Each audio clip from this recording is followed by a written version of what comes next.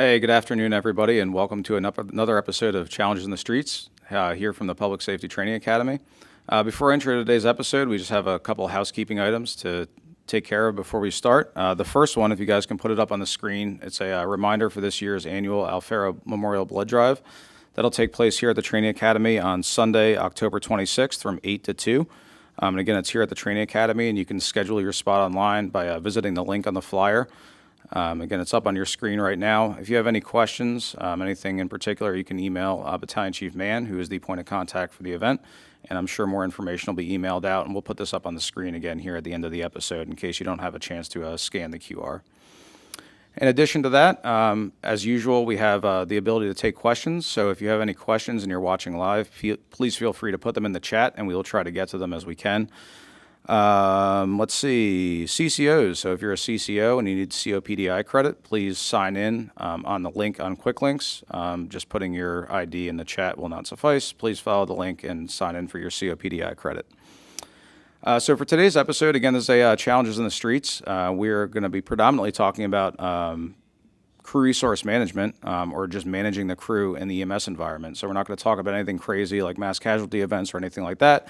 It's mostly going to be focused on just managing your crew and good CRM in the EMS environment. So the panel today, obviously I'm going to be moderating the discussion. We have Captain Capt Brown over here, EMS 704 on C shift. We have Captain Capt Jaramillo, Captain at Company 4 on C shift. We have the EMS QM Battalion Chief, Tony Scott, and then we have the EMS Operations Battalion Chief, Pete Dugan here. It's a mouthful, so I get yeah, it's a lot. I didn't say EMIHS on purpose because I always mess up the order of the letters. So we'll get started. Again, this is a 60-minute episode. We'll try to keep it to that, and we'll get right into it. So before we start about the CRM aspect of it, you want to just give us some EMS updates? I know you had a couple quick points you wanted to go over since the last time we did an EMS update about what we're doing out in the field and some programs that are coming up to, I guess, all of us. Absolutely. Well, first and foremost, I want to thank you very much for having us on here. We all know how exciting it is to talk about EMS in our world, but as soon as we presented the case to you, absolutely, it was agreed upon that this would be a good episode. Also want to thank everybody on the panel. We all know how much we love this opportunity to come on here on camera, and definitely looking forward to this session. The updates with in the EMS world. We just I saw you put on the screen that the blood drive is coming up. Great segue into we just surpassed our 1-year mark for our whole blood program. It's gone amazingly well. We originally thought we were going to transfuse about 40 units of blood. We have surpassed 90 units of blood to the patients, with roughly an 88% alive through ED admission, and roughly about a 50-50 for medical and trauma. So everybody's done a great job with all of that. Additionally, we have our advanced ventilator program. We're coming up on about a year mark for that now. This is something that the EMS duty officers have for our post-ROS cares, and we've definitely seen an improvement on our neurologically outcome patients during cardiac arrest. So definitely a great initiative there. The old chat system that Maryland had is officially gone, and we now have EDAS, which is the Emergency Department Alert System. It is a much more, instead of a subjective opinion of how the hospitals are doing, it's more of an objective number system for how many patients they have in the ED and versus how many beds they have. So much better system. They're still working through some of the process on alerting, but I think we can all agree that we're happy to see chats go away and a new system in place. Finally, we have 2 new resources going in service come October 1st. At least that's my goal, to have it by October 1st, and that's the bariatric transport units. So we're going to have 2 bariatric transport units that are going to be housed at 18 and 34. Historically, we've had the rescue squads get requested for all of the equipment needed to move some of our bariatric patients, and now that will be going away, so we're going to have 2 basically gutted out ambulances with no medical equipment other than the Ferno cot and the equipment needed. So we'll keep you updated. We'll definitely send out the email. We're working on a 5-minute drill up on the second floor as well. So that's just a quick down and dirty as to what we have going on. It's always busy, and we appreciate everybody, what everybody does every day. Very good, thank you. The nickel EMS update. I appreciate that. So getting into the subject of the episode, I guess, right? The crew resource management and the EMS environment. So we kind of toss it around back and forth, right? We can talk about CRM all day long as far as how we apply it in all facets of what we do.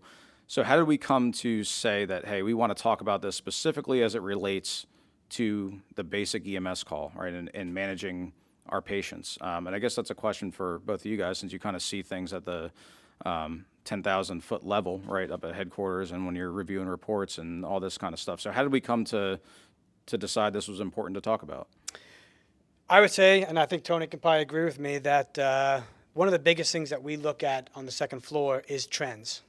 Yeah. And trends come from everywhere. We get them from hospitals. We get them from EMS duty officers. We get them from clinicians. Also, we get them from first watch alerts, and also just reading through EMS reports. So what do we know right now? We know that call volume is up. We know that the number of clinicians that are dispatched on calls are increasing. Our clinical treatments are much higher than they used to be. I remember when I came into Montgomery County, Maryland was one of the most restrictive states for medications and treatments, and Maryland is on the tip of the spear now for what we're doing every day. I know I have the honor of seeing all these initiatives going in service, and Montgomery County is even surpassing all of that by coming up with clinical practice guidelines. We're trying to slow them down, which I've heard some positive things. So anyway, yeah, so the clinical treatments are higher, and in turn, the ability to manage these EMS calls have become quite complex. So what we were talking about beforehand was laying down the foundation for very simple calls helps us as we escalate it to a much complicated incident. So that's kind of the background as to why we got to where we're at today. Is there anything that you're seeing, Chief, from your end as far as the QM end of it that's like, is it that because we're doing more, sometimes we're forgetting the basics or neglecting the basics, or they're delayed, or, I want to say neglecting is probably not the right word, but just because there's so much going on, is there anything you're seeing from your ends? So I'll say yes to all of those very fair points, right? So we have absolutely noticed we do a fantastic job with the way that we manage codes in this county. Looking at our most recent stats, patients found in a shockable rhythm so far, we are 8 for 8 this actual fiscal year getting back routes on these patients. That is largely based because of our team-based approach to how we manage those incidents, right? From bystander CPR to CPR boss, medications, all of those assigned roles. That same principle brings on with it tremendous benefit for your average call, right? For your CHF, your allergic reaction, any actual time that we have a potentially complicated patient, having those extra predefined roles definitely makes life a whole lot easier for us, right? I remember back in the day sitting down lobby in the watch office station 8, memorizing my very first protocol going through medic class.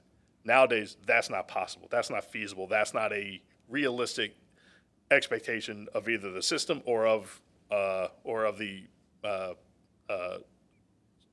specific medic. We have to make this more of a team-based approach outside of our normal cardiac calls. Like, we have to, the absolute best way delivering this actual medicine to the patient is here as a coordinated team effort.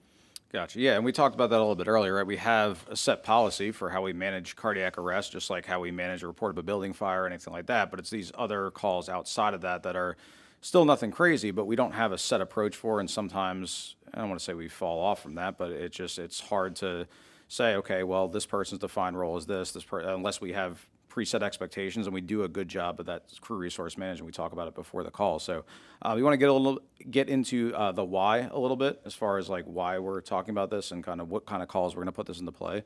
Sure. Obviously, for my role, I think Montgomery County Fire Rescue clinicians do a phenomenal job, and I know Tony agrees with all of that. So change is tough. I think we all know that, but we all know that we also hate the way things are. So several years ago, the term providers kind of went to the back burner, and we became more clinicians. And I'm sure, I know people have rolled their eyes of what's the difference and things like that, is because we have gotten into the point, and this is not just Montgomery County Fire Rescue, this is nationwide. We are less in the role of scoop, swoop, get to the hospital, hopefully they still have a pulse. From a fire rescue EMS-based system, we are more focused on the long-term care of patients. And we are seeing that come twofold. And so we have more tools, medications that are benefiting our patients as well. I'm sure everybody sees plenty of emails from me as to what's new coming out. But this is all very methodical, very thought out. And that's why we've seen the change from provider to clinicians. Yeah, and I think we can talk about, we could talk about individual scenarios all day long, but so to the field operations providers, right? So we have an EMS duty officer captain, who's obviously a paramedic, and then we have a non-paramedic field operations captain. So when we run these calls, right? So we gave a couple examples earlier. We know we throw a lot of providers or a lot of clinicians at these calls sometimes, right? And everybody has their own role, right? So say we have an ALS2 call with the first 2 stations doesn't have a paramedic. So we have a first responder unit, probably a piece of heavy apparatus without a paramedic on it. Then we have maybe 2 other pieces of heavy apparatus coming with paramedics and a BLS transport unit and maybe an EMS duty officer. So 14 people, right? That's a lot of clinicians possibly on this call that we might not have predefined roles for. So like the overdose and respiratory arrest, let's say, like we talked about earlier. So do you want to, Captain Brown, do you want to just talk about some things that you see as an EMS duty officer where it may be hard to find like who's got which role on that kind of call, like things that you see going out there, not necessarily like what you're doing, but what you have observed? Sure. So it's challenging day to day as we are increasing the number of providers that are on the scene. One thing that we kind of gather, we get this group mentality. So either everybody engages or nobody engages. It's like, how do I help here?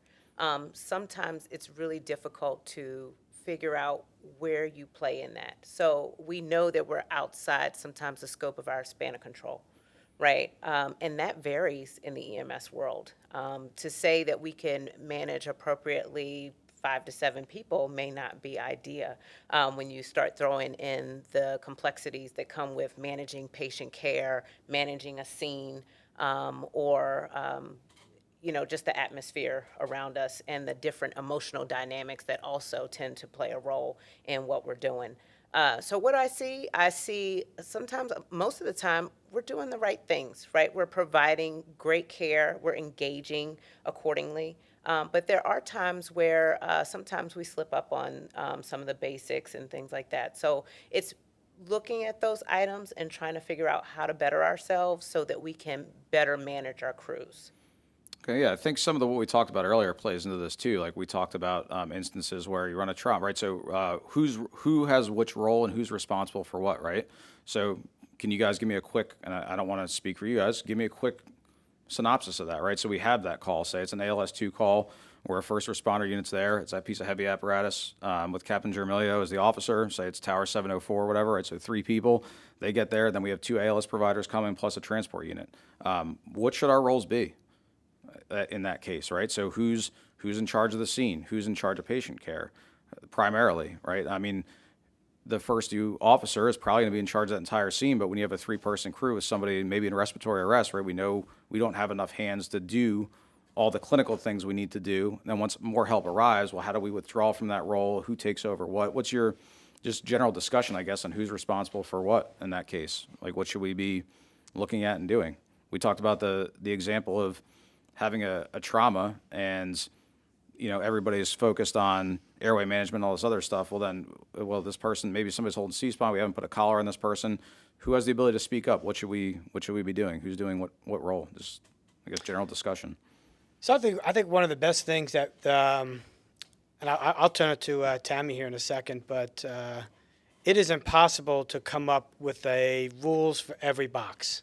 The IRP is great when we developed it, and it pretty much fits every call that we run. So one of the main things in there, and I think it gets a little bit lost in the EMS world, is having an incident commander. And from my eyes, I believe that's the first due officer. If it's an ALS-1 call and they get an AFRA, that officer should be the incident commander for that entire incident. From there, you start rolling out your team effort. So I would ask Tammy, and I don't want to put you on the spot a little bit, but from your role in the right front seat, what's your approach to these types of incidents? So I guess it's more similar to like running a code, right? You have people that are doing specific things. So in my mind, people are going to be doing those same things. Like my driver is going to be running and getting equipment. So if me being the incident commander, if I'm looking and saying, okay, we need a backboard, I'm going to look for my driver and be like, go get me a backboard, So it's kind of more, I guess, adopt that whole idea from the code, and everybody is going to be having a certain role.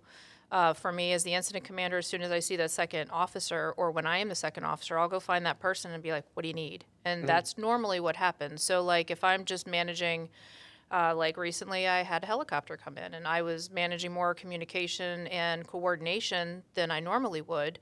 So as soon as that second officer walked up, they are more so, hey, can you handle this for me? Watch and see what I might be missing because I'm standing back a little further, paying a different kind of attention. So for me, I think it's just taking that cardiac arrest and kind of keeping those role players the same people, because you're going to be, on a high acuity call, you might be bagging a patient. You might be getting ready to do CPR. You're forward thinking and saying, okay, well, we're going to need a backboard for extrication or, whatever the ALS provider might need, just to be able to have those people in place. And I think that's kind of how my shift in particular runs. Circle back again, I wholeheartedly believe that this is no different than a work and fire, in the fact that the first due officer sets the tone for the entire incident. It's talked about the pick up the patient real fast and let's take him to the hospital. Over the last several years, we've really instilled it into our ALS clinicians to slow things down. And when I first started off, it was basically, if you were on the scene for 5 minutes, we were frustrated. And now we're spending way more time, and I know that's been a very difficult transition. Honestly, it took me about 5 years of being a DO to really learn how to slow the pace down. We're doing great work. We have the tools that we didn't have years ago. And what that officer does right from the get-go really sets the pace. Yeah, so one of our next subtopics was basically the role of the company officer on EMS calls, right? So whether it's a paramedic officer, non-paramedic officer, so I think we've kind of segued into that pretty well, in that the officer is pretty much going to set the tone or be in charge of the overall scene, and the first paramedic is going to be, in most cases, unless something crazy happens, going to be the primary care provider, right? So usually what we do as non-medic officers is going to be to support the role of the primary care provider, but also to kind of keep an overall view of that scene. Like that 100-foot view, right? A little bit more, less focused on just the patient, but kind of everything that's going on, what equipment we need, bystanders, anything like that. So, Captain Brown, do you want to talk about your role when you come in, let's say as the EMS duty officer, and how that varies from a regular company officer, and some of the things you're looking for and going to do when you arrive?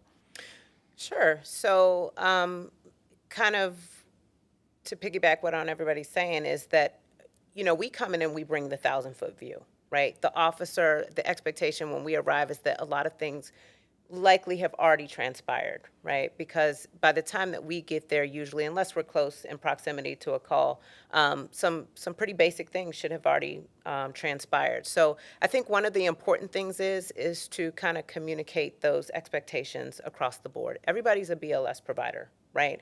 And I try to encourage our officers, particularly, to start in that realm so that we're able to focus more so on that 1,000-foot view and the care that the ALS clinician is providing. So if we already have those BLS things locked into place, we can do that. So we're going to help mesh the call together. We want to make sure that all the BLS components have happened. I'm going to figure out where my medic is and what we need to do and where we're going to be going in the future with that. A lot of times it's kind of trying to figure out where we need to go with our patients, right? Do I need to be focusing on something that I may need to engage in, right? Because now duty officers have a role where we're engaging a lot more clinically than we have in the past. So sometimes it's kind of hard to maintain a 1,000-foot view. So I rely heavily on the officers to kind of keep everything grounded. So if I need to engage clinically, then we're doing that. But I'm also trying to keep into perspective the best interests of the patient and making sure that we're managing that across the board. So it's a lot that's trickling through our mind at one time, trying to make sure that we are providing oversight for particularly ALS, but also our clinical providers as a whole, right? Because we're not just ALS or BLS, we're both. So I have to make sure that everything is happening the way that it should.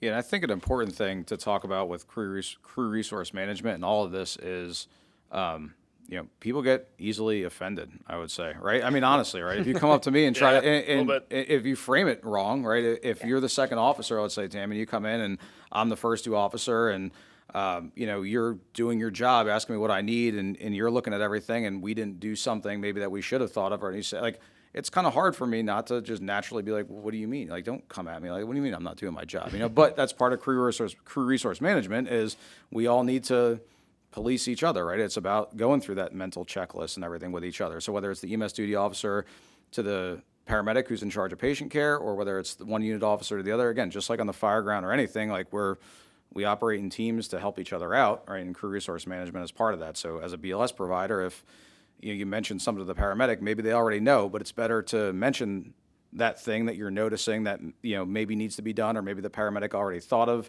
and prioritized in a different order for some reason. It's better to say something and have it be, I saw that also, like I'm getting to it, or can you get that for me? So just making sure people understand that it's not that if somebody says something, they're not trying to take over or not trying to overstep their bounds. It's just we're all trying to work together. Is that a good synopsis of?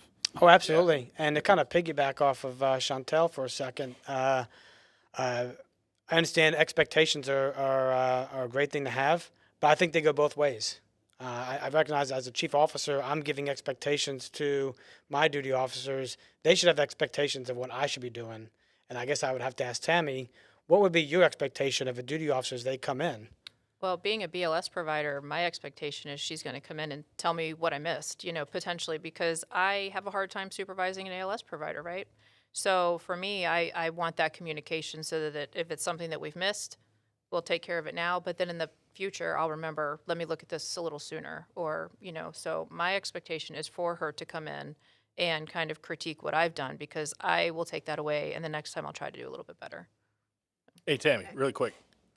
Why do you think it is hard for you to be supervising a medic, even if you are, quote unquote, just an EMT, which you guys are never just EMTs? I think for me, it's keeping up with the changes. And honestly, when I got promoted to lieutenant, I ran a first trauma code, and I didn't know we didn't give epi until I said, okay, we got to give epi. And they're like, yeah, we don't give epi. So, I mean, just trying to understand what the difference is in their protocol. And then, once I get something down, like we don't give epi for a trauma code, guess what? We're giving epi for a trauma code now, so trying to keep up with the changes and the differences across the board, because I don't get notified. ALS providers get notified. I don't. And until I encounter it, is the only time I actually ever encounter it. So makes it a little bit more difficult for me. Yeah, I think clinically, I mean, I felt the same way as a non-medic officer. I think clinically it is difficult sometimes to just know, hey, is the paramedic, it's not, and again, it's not really my job, right, to know if the paramedic is clinically doing everything correctly, but I think having that good relationship, right, with whatever paramedic that you're working with for the day or you're assigned with, and just saying, hey, when we run these calls, like I'm acknowledging, like, you are in charge of patient care. Like I'm going to overview this. I'm going to be in charge of the scene. You're going to be in charge of patient care. If you need something, let me know. I'm more than happy to support it. Conversely, make sure that they're empowered to, hey, if you need something done, make sure you're saying that. So it's that good back and forth. But I kind of agree with that sentiment. It's at times a little bit hard to be in charge of the clinical aspect of it that we don't know. Fair enough. I guess going along with that, is there suggestions you guys have? Like as an EMS duty officer, you're always there as a resource, right? If there's something that you see and you're going to kind of take that role of being that person's supervisor in that case, right? Right, for sure. So, and clinically, we are kind of oversight on the scene for those kinds of things, right? They're in charge of the patient, essentially, but we're kind of responsible for it as a whole, if you would say. I don't know, Chief, if that would be the perspective. We all kind of talk about that because we have ownership of those kinds of things. We own what happens there. A lot of times we're sometimes making decisions that are our best judgment, right, in line with our paramedics and getting some of their input and feedback. So a lot of times we are doing that. So yes, we're going to make sure that we're following the protocols properly and things like that. So that shouldn't be something that the officer has to worry about, right? More importantly, is kind of just making sure that the other providers are engaging in what they're supposed to do. Because just like everybody has a lot of cognitive load, right? Our paramedics in general have a super amount of that. But our BLS providers have some things that they have to be able to recall cognitively too. So providing some basic care, that I think is not a expectation that shouldn't be expected of the officer, to be able to ensure, hey, and if you see folks like looking like they're deers in the headlights, right? Hey, Matt, can you grab me a collar for this patient, or hey, I need you to take C-spine, or you see somebody that's kind of fumbling around, or a lot of times, again, it's charged and people aren't sure what to do, then you kind of pick up on those things. But I think the duty officer does have a responsibility to ensure that all those things are happening. Sometimes the officers don't really have the wherewithal to do it if they're managing other things. So then we're going to pick up the slack, right? That's our role too, is making sure that we're able to identify and make sure that everybody is working most efficiently, right?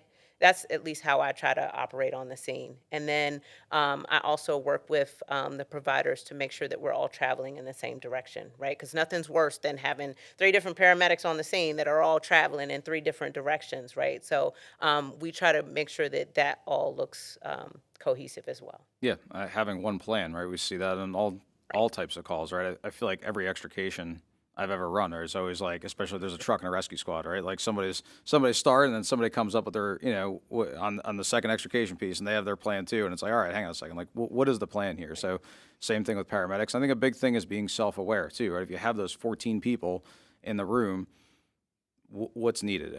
Are too many people engaging? We talked about the other fire analogy earlier about forcing the door, right? Who knows how to force a door better than the person doing it? Well, the person behind them, right? Somebody always knows how to do it better, right? So as a paramedic, I can imagine, I've never done it, but you're intubating somebody, and as the EMS duty officer, the second paramedic, you come up and they're not getting the tube, you're like, oh, here, let me get it, right? But sometimes you got to let that play out. And in the same token, if you're trying to do something or you're engaged with something that you don't have the bandwidth for, asking for help too, right? Right. And our job is not to become the clinician and provide the care, right? We're there to assist, to guide as necessary. So I think those are some roles that are established beforehand, right? So a lot of times I try to go out and talk to the providers as a whole, right? So that they understand and know kind of how I want things to look, but also I want to know what they want from me, kind of what the chief was saying, like, what are your expectations of me, so that I can make it go efficiently as well for us. So yeah, for sure. But we try to stay away from getting as clinically involved as possible, if that makes sense. Yeah. Kind of looping back what Tammy was talking about, totally recognize on how difficult it is just to keep up with the fire world, the EMS world as well. I would be less interested in the BLS officer knowing all the protocols, as is I would have gotten them to know more of the processes. If you run a chest pain call and your ALS clinician decides that they're going to downgrade a patient, and you see them just jump up in the engine and get ready to leave, knowing that there's an ALS to BLS downgrade process. If you see a clinician having the intubation blade in the patient's mouth for 5 minutes, that's probably not a good thing. Yeah, and then past that, how can you learn more? I think right there at the dinner table, I think is the best place to do things. We try to put out 5-minute drills. I think those are good opportunities just to discuss some things. Whenever we have new people come in, officers go over which line they like to have pulled and things like that. 5-minute conversations probably goes more way. That's how I learn the most. I'm not sitting there thumbing through the protocol book every single day. Having conversations is my favorite thing. And I think, Chief, doing that on lower acuity calls will help when we get to these much higher acuity calls. Just like we practice the basics and try to execute them perfectly, right? We want to do that at the lowest level to start.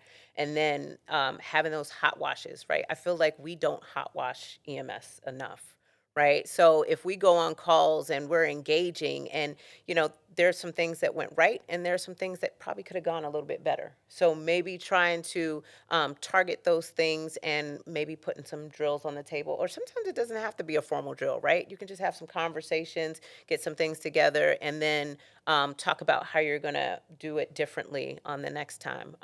So I think also it helps people know when they do great, so that they can know how to keep doing those things as well. Because sometimes if we don't reiterate them, we talked about that as well. If we don't reiterate a lot of things, then people don't know how they're doing. So we want to give them a constant barometer of, hey guys, we did really well.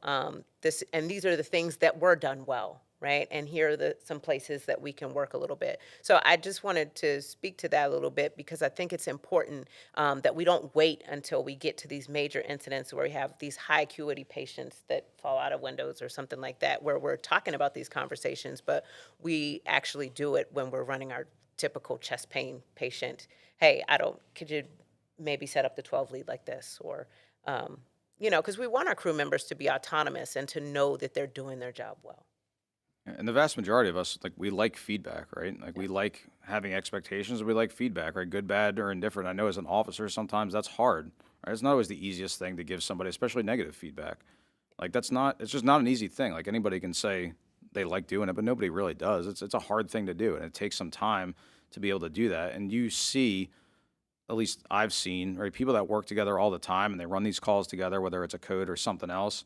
You can tell a crew that's worked that call, whether it's a fire, rescue, EMS, whatever, but talking about in the EMS realm, you can tell a group of people that work together all the time. It's everybody from that assigned station, say the engine, the medic unit, and they've run that call before. Everybody just kind of does their own thing. It's almost like you don't even need to talk, right? But again, sometimes you need more communication, and that can come, even if you don't work together all the time, by, I think, communicating.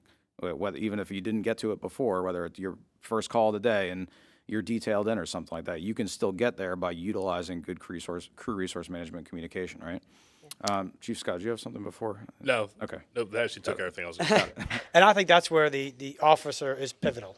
I said it in the beginning a little bit about setting the tone. I mean, I believe the officer sets the tone for the whole shift all around. I think if the officer goes back and starts that conversation and possibly making yourself a little vulnerable and going, I didn't like the way I did this. What do you think? And I think it's a great way to learn from each other. Yeah. All right. So we hit a lot about the officer. As far as we talked about expectations and stuff like that, I know you had a bunch of other things you wanted to talk about. As far as in relation to the officer, though, is there anything else you wanted to hit on as far as the role of the officer on these incidents? The biggest thing that we've there's a lot of biggest things, right? I think I said that a couple of times. Is one thing that's very important that we feel is coming to play. You get dispatched on a respiratory call, and not bringing oxygen is not smart. And I'm not saying everybody's doing that, but it's when we go down for a box alarm, we send 5 engines, 2 trucks, a rescue squad, 2 command officers, for possibly somebody that smelled smoke 2 weeks ago. And we do everything great. I mean, we are phenomenal. Going that extra step and bringing it back to the EMS side is when you run these calls, making sure you bring the stuff with you. One thing that we've been preaching a lot is bring the medicine to the patient, not the patient to the medicine. And one stat that it will stick with me for the rest of my life is that Nick Wagner has told me that 10% of our cardiac arrests come from after we arrive. And that's a small window to try to save somebody. You could do everything that patient may still code, but if you come to play on every single one of these calls, that's also the tone for that patient's overall outcome. Tammy, is there anything that you do specific to that as far as like bringing equipment, knowing what you need, communicating that out in the field? I have one thing in my head, obviously, but I don't want to steal the whole conversation. I mean, just I pretty much, for whatever call we're dispatched on, I know what we're going to be taking with us, and if I don't see it coming, I'll turn around and ask somebody. But I mean, I think more so what we were kind of talking about earlier too is that second paramedic, making sure that they bring their stuff. So that's something that I will pay more closer attention to. And that's kind of a change too, right? Like we didn't always do that. Right. So, and I think that's kind of sticking out in my mind, but just making sure, yeah, my guys on my shift usually bring all of the right things, and I very seldom have to actually enforce it. I police it, but I don't necessarily have to get on them because I mean, you know, I think we do a pretty good job overall, but. Yeah, so I think just being aware of what's going on, and I think reading the call notes is huge too, right? And we all know like EMD is great, but it has its limitations too. So reading the call notes, if something looks weird, if it looks out of the normal, if it's like, hey, this might not be exactly what we're dispatched to, and I'm going to the 18th floor of the Enclave, like maybe we should throw the Lucas on with us, maybe, you know, like all that kind of stuff. So just good situational awareness, I think, helps from whether you're riding the seat of an EMS unit or riding the front seat of a heavy as an officer, right? And your tactics changed based on, you talked about it real quick, about the structure. Go to the Enclave, you're going to have to bring a lot more stuff. Go to a rancher home, you may not bring as much because it's relatively close. And speaking to reading the notes on the call, which is hugely important, I may or may not bring the hand heavy. Like we've run a couple calls and I'm like, this sounds like it's going to be a code, or this patient might be a higher priority call. I'll take it with me. And that's just to support the paramedic, because I'll pull it up, I'll get it ready, and I can put in the weight. And if we're questioning medications, I can right away just, you know, help them out, whether I hand it to them and they can read it off and just second guess, or, you know, figure out for themselves, confirm in their mind they're doing the right thing, or if they need me to input information. So yeah, absolutely, reading the call notes is huge as to what we're going to take, and I'll read it to everybody, and then I'm sure the paramedic is kind of getting that mindset of what we might be doing, and we're kind of pre-planning back and forth. But taking hand heavy for me, that's a huge thing. Yeah, that that's I a try really for good point. Yeah, right. Yeah, right, Tammy. Bringing in the actual hand heavy app, the EMIHS app, is a tremendous benefit, not just on like codes, but just on every other call, right? Right. All of that patient care data from the hand heavy app dumps here right over to the PCR report. Not just for like codes, but for your run-of-the-mill trouble breathing, chest pain, whatever, right? Having access to that EMIHS app, which also has all of our CPGs on it, process questions, all of that other stuff, is a tremendous value for the medics and for the basic providers there as well. So yeah, I use it as often as we possibly can. Cool. Yeah, the hand heavy thing is yes, I've been in that same boat before. I'm like, I didn't bring. Yeah, and sometimes the medics told me like, hey, I have hand heavy up like on my phone because they're looking at it for a resource going down the road, depending. So trying to read the call notes to them while we're going down the road, and so they know what they're getting into potentially. So cool. All right, what else we have on the agenda there, Chief? I think one of the hardest things to get over as from the officer standpoint is juggling the amount of clinicians that are working on one patient. Mentioned in the beginning that we're getting upwards of 10 clinicians on one patient. And I think two of the worst things that can possibly happen is having too many people working on a patient and not enough. And trying to juggle that can be very tough, especially since we have an organization in which we're doers. I just want to jump in and do it. We talked about it before the session here. It was hard to transition for you, and it was me, that I'm going from I'm touching a patient to I need to stand back 10 feet. So yeah, I think juggling the amount of clinicians treating a patient can be quite the juggling act. Yeah, and making sure our focus is in the correct places, right? So I've run collisions before, especially always come to mind, right, where it's you get off on the first piece of heavy apparatus there, maybe the transport unit's coming up behind you, and everybody's worried about, are the vehicles in park, or is the parking brake on, and are we cleaning up any oil spill? Yeah, cool. Obviously, we got to make sure the vehicles are secure, but like nobody's talking to the patient, or like one person's talking to the patient, but it's an obvious trauma and nobody's holding C-spine, or like, so again, managing those people that you have at the time and make sure all the critical tasks are getting done.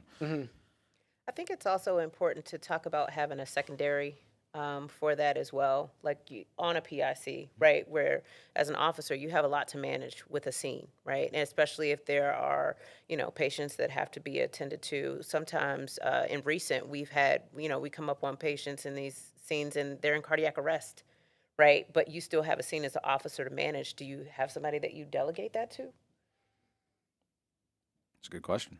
Maybe a suggestion, right? Yeah. I know Tammy and I had a brief conversation about that.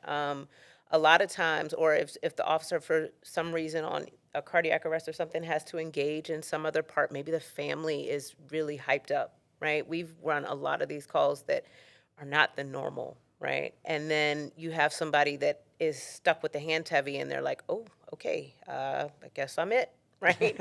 So, and those are times, honestly, where I try to assist those folks with like getting them up to some quick speed. Right. Hey, here's a minimum of just getting the hands heavy started.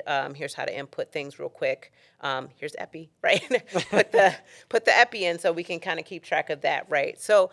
But I'm saying that to kind of say I think it's kind of worthwhile to maybe not just hold that information too, and to talk about it amongst your crew, maybe the master or even another firefighter, right? I've walked into cardiac arrest and there is a firefighter there that's operating the hand heavy. I think it's fabulous, right?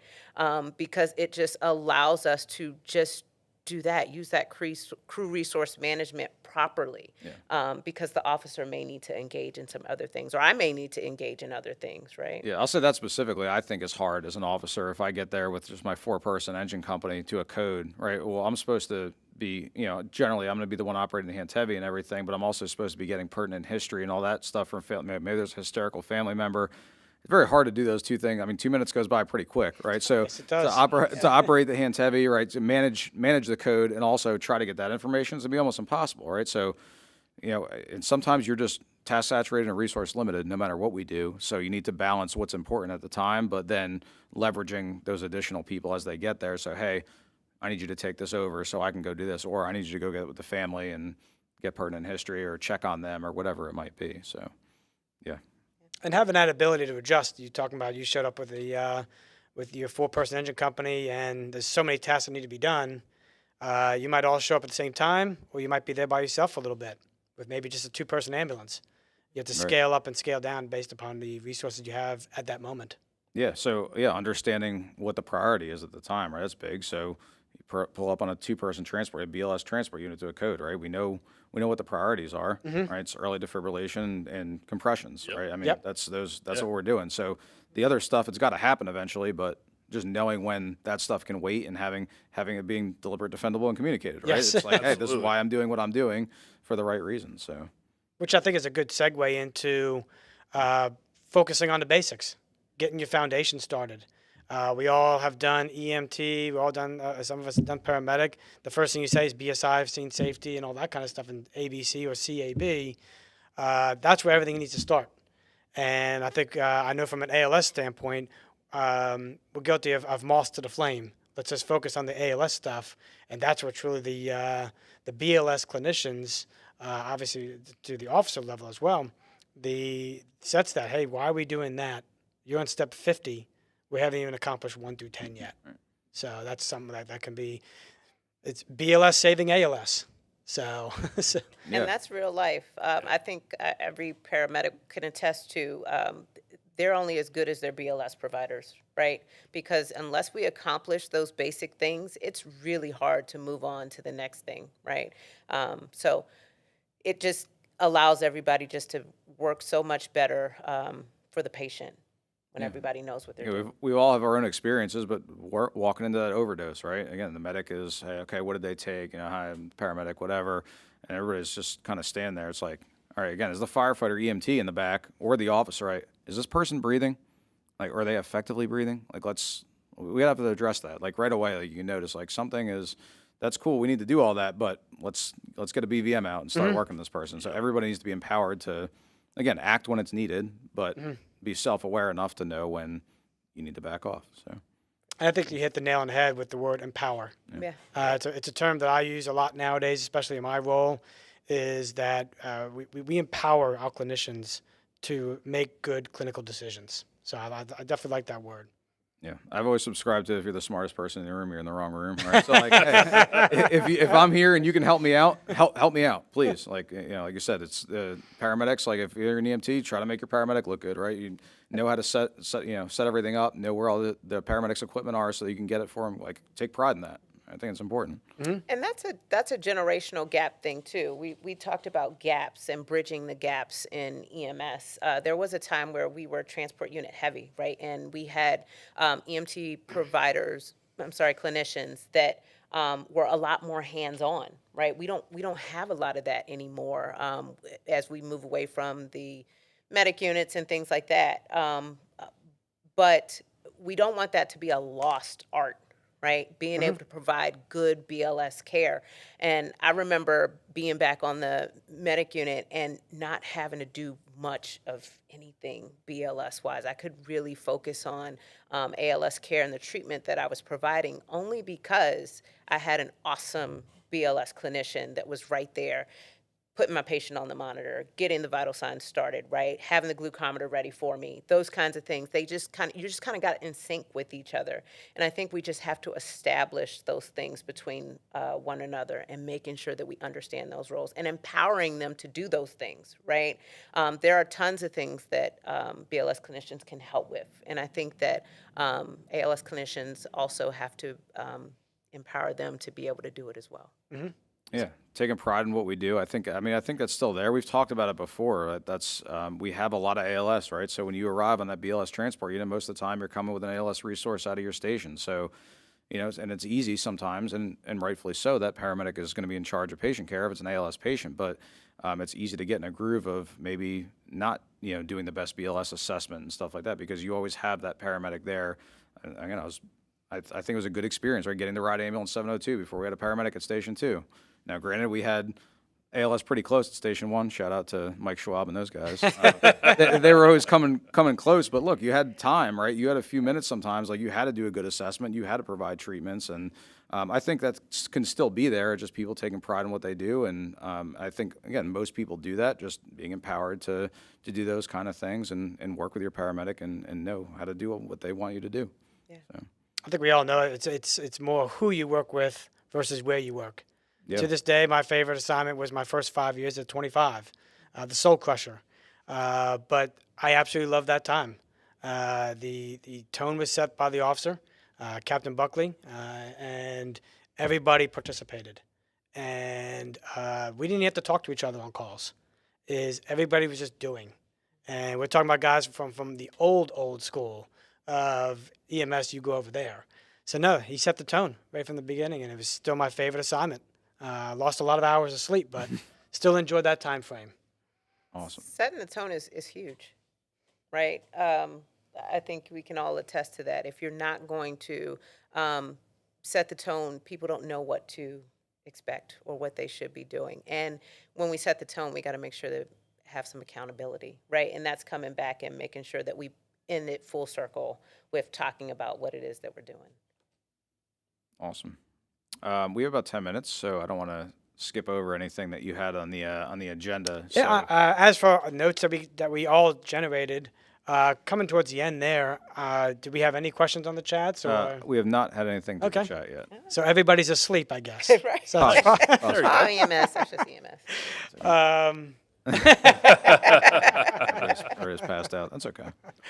So, in the end, I think we've just about hit everything that we all kind of talked about beforehand, all the notes. So, unless I'm missing something. But Yeah, you guys want to go around? Chief, you got anything else to? I don't think I really have anything else to add. More so just I guess being able to add in more of that training aspect, especially with all of our brand new rookies coming out now. Another classes all already in there. Being able to really put a Patriot-centric focus on on like really all of our 5-minute conversations at the lineup table, 5-minute drills, pulling lines, everything that we do ultimately falls on back to patient care, right? We do searches to make sure that there isn't someone trapped in that IDLH. Why is that? Because they're not going to ultimately survive if they aren't here taken out, right?